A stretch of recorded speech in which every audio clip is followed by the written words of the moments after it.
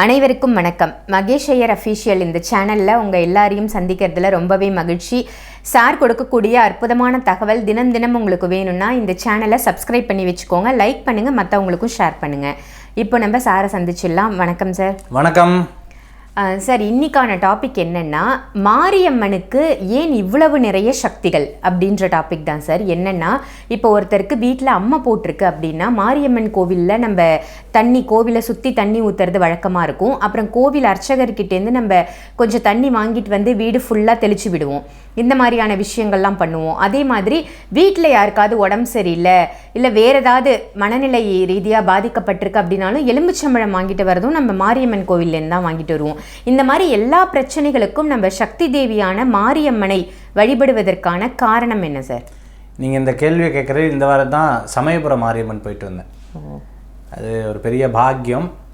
மாரியம்மன் அப்படின்னு சொன்னால் நீங்கள் பார்த்தீங்கன்னா, மாரி அப்படின்னா மலைன்னு நம்ம சொல்லுவோம், அருள்னு சொல்லுவோம், வரம்னு சொல்லுவோம். இப்படி எல்லா விஷயங்களும் அம்பாள் அருளக்கூடிய அற்புதமான சக்தி. அம்பாளுடைய தலைக்கு மேலே சர்ப்பம் இருக்கிறது நீங்கள் பார்த்துருப்பீங்க. எல்லா மாரியம்மன் கோயில்லையும் அந்த காலத்தில் மந்திரிக்கிற வழக்கம் இருந்தது. இப்போ கம்மியாயிடுது. அந்த கோயில் பூசாரியோ அந்த கோயில் அர்ச்சகரோ மந்திரிக்கிற வழக்கங்கள் இருந்தது. கோயிலில் கட்டின கயிறு எடுத்து நமக்கு கொடுப்பா. அது ரொம்ப ஒரு பெரிய மாற்றத்தை கொடுக்கறது. இப்போ சில கோயிலில் கொடுக்குறா, சில கோயிலில் அது கொடுக்கறது கிடையாது.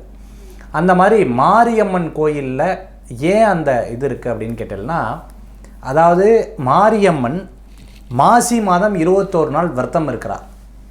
எப்படி ராமபிரான் மனிதனாக இருந்து இந்த மனிதர் படக்கூடிய துன்பம் என்ன ஏது அப்படிங்கிறதை தெரிந்து அறிந்து இன்றைக்கி இருக்கக்கூடிய துன்பத்தை அவரை பிரார்த்தனை பண்ணால் சட்டுன்னு விலகிறதோ, அதே போன்று மாரியம்மன் ஒரு மனிதன் படக்கூடிய அத்தனை விஷயங்களிலும் தன்னிலை கொண்டு அதை மாற்றுகிறாள். அதுதான் அம்பாள்கிட்ட இருக்கக்கூடிய ரொம்பவுமே சிறப்பு.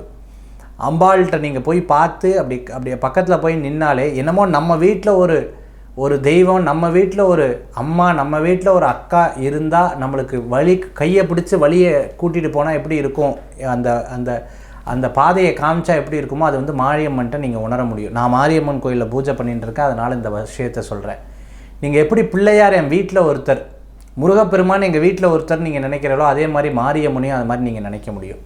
தெய்வமாக ஒரு பக்கம் இருந்தாலும் ஏதோ ஒரு சக்தியாக அந்த சக்தியை உணர்த்தக்கூடிய தெய்வமாக மாறும். நீங்கள் கீழே கமெண்ட்ஸில் பார்ப்பீங்க, நிறைய பேர் சொல்லுவாங்க என் லைஃப்பில் பெரிய மாற்றம் மாரியம்மன்னாலே ஏற்பட்டதுன்னு. உண்மையாகவே அது கிராம தேவதையாக நீங்கள் வேண்டும் பொழுது கிராம தேவதையாக இருந்து அனுகிரகம் செய்வாள். வீட்டின் தேவதையாக இருந்து நீங்கள் வேண்டும் பொழுது வீட்டின் தேவதையாக இருந்து அனுகிரகம் செய்வாள். அதே போன்று என் வீட்டுக்குள்ளே ஒரு பிரச்சனை இருக்குன்னு கண்ணீர் விட்டு நீங்கள் வேண்டினல்னா சற்றென்று அனுகிரகம் தரக்கூடிய அற்புத சக்தியாக உங்களுக்கு அனுகிரகம் செய்வாள். அவள் சில நேரங்களில் லக்ஷ்மி தேவியாக அருளும் புரிவாள், சில நேரங்களில் காளியாக இருந்து உங்களை காக்கவும் செய்வாள்.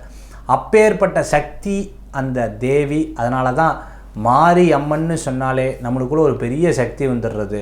அது சக்தி தேவியாக, சக்தி மாரியம்மனாக உங்களுக்கு காட்சி அளிக்கிறார். அதனால தான் அம்பாளுடைய தலை மேலே சர்ப்பம் இருக்கிறது, சர்ப்பத்துக்கு முன்னாடி தீச்சட்டி இருக்கிறத நீங்கள் பார்த்துருப்பீள், அந்த அக்னி தேவதை இருக்கிறத பார்த்துருப்பீள்.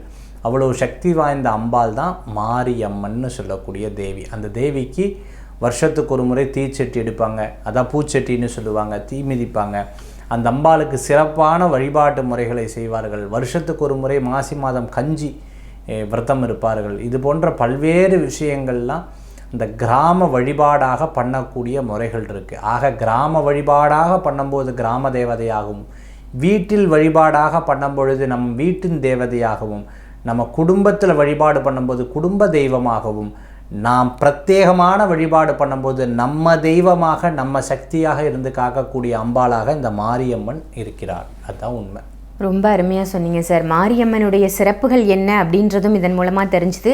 எதனால் இந்த மாதிரியான விஷயங்களை மாரியம்மன் கோவில்லேருந்து எடுத்துகிட்டு நம்ம தெளிக்கிறோம் அப்படின்றதும் தெளிவாக புரிஞ்சுது சார். நல்ல தகவல். நன்றி. நன்றி, நமஸ்காரங்கள். வேல் முருகா. வெற்றிவேல் முருகனுக்கு கரகரோகரா.